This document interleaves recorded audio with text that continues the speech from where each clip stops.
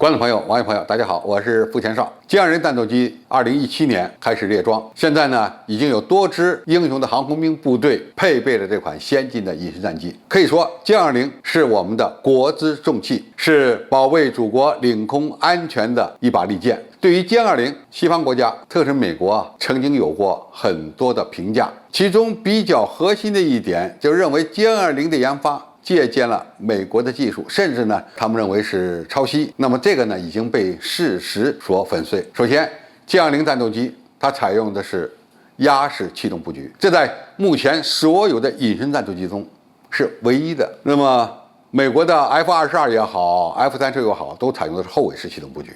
那么后尾式气动布局和压式气动布局在气动特性上存在着极大的差异。相比而言，歼20的升力系数最高，因此呢，就气动这个角度而言，它的飞行性能可以是最好的啊！无论是高速飞行性能、低速飞行性能，以及远程巡航能力，都要优于美国的现役飞机。那么，随着歼20战斗机的列装速度不断加快，装备人民空军的数量越来越多，美国人现在对歼20的评价发生了相应的转变。美国国防杂志最近在报道中呢，就认为歼20是中国空军现代化进程的核心，它具备高机动性、隐身特性以及相当优秀的态势感知能力。除了这些以外呢，他们还强调歼20拥有内置式弹舱，拥有先进的航空电子设备和传感器，当然这里面包括雷达以及整合式的电子弹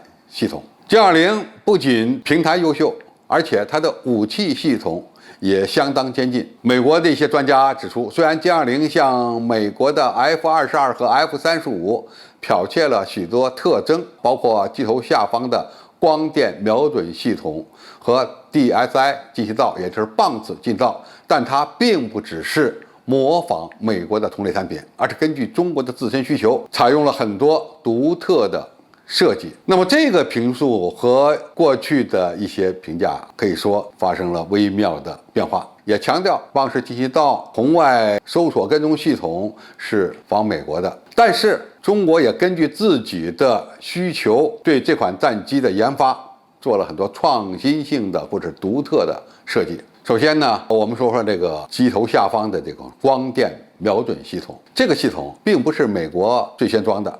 F-22就没有， F-35装了，是装在下方的。但是中国的歼10、歼11早就有红外搜索跟踪系统，只不过是装在座舱盖的前方。现在呢，把它移到下方了。移到机头下方有它的好处，因为它不仅可以看空中的前面的目标，也可以看地面目标，这样就可以大大的扩展它的视野。因此移到下方很正常。而采用这种装置最早的并非是美国飞机，而是中国和俄罗斯的飞机。那么这个说法显然不成立。当然，这个棒式进气道确实是参考了美国的 F-35的设计，但是这种进气道设计非常复杂。我们中国的很多先进战机都采用了类似的进气道，而且都不相同，因为需要根据不同的动力装置对它进行详细的设计，而且加工精度呢要求很高，不是一般国家能看一眼就能搞出来的。现在模仿美国 F-22战斗机设计的国家方案很多，包括日本、韩国、土耳其，甚至是印度，但是这几个国家都没有把棒式进气道放在首选，因为它的研发难度太大了。但是中国早就把这个问题解决了，因此很多机型都采用了这样的一个装置。那么歼20还有些什么独特的设计让美国人比较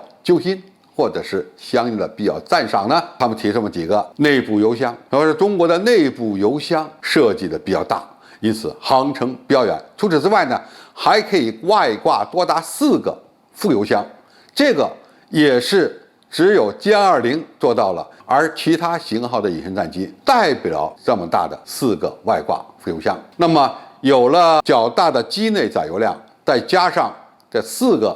大型副油箱，那么就可以让歼20作为一款远程截击机使用。那么在远离中国的地方猎杀美国空中加油机和情报侦察机，这个话是美国人说的。那么显然他们对歼-20的远程作战能力也非常忌惮，因为歼-20不仅能够作为一款先进的空中优势战斗机使用，它甚至还能作为远程截击机使用。那么美国人提到受到威胁的是空中加油机以及远程的情报侦察机，那么除此之外呢，预警机以及那些远程的战略轰炸机会不会遭到歼-20的拦截呢？这个美国的专家虽然没提到，但是应该说这个潜在的含义他们已经明白了。另外，美国的军事专家还提到说，歼-20配备了各种先进的传感器、全数字玻璃座舱以及头盔显示器。这些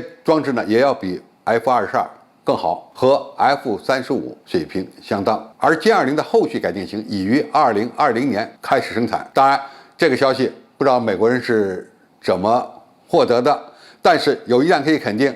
歼-20从诞生之日起就在不断的改进改型，除了机载设备、武器系统以外，动力装置也在不断的升级。美国的专家呢还分析认为，歼-20系列战斗机将在未来10年内生产数百架，构成对西方空中优势的首要空中威胁。那么这个评价恐怕就是比较高了，因为能够对西方空中优势构成威胁的军机不止歼-20一种，还有俄罗斯的苏-57。但是他们认为歼-20是首要空中威胁，这个评价我认为比较高，也是比较中肯的。好，今天介绍就到这里，谢谢大家收看。感兴趣的朋友，我们可以在下面的留言区留言交流讨论。我们下期再见。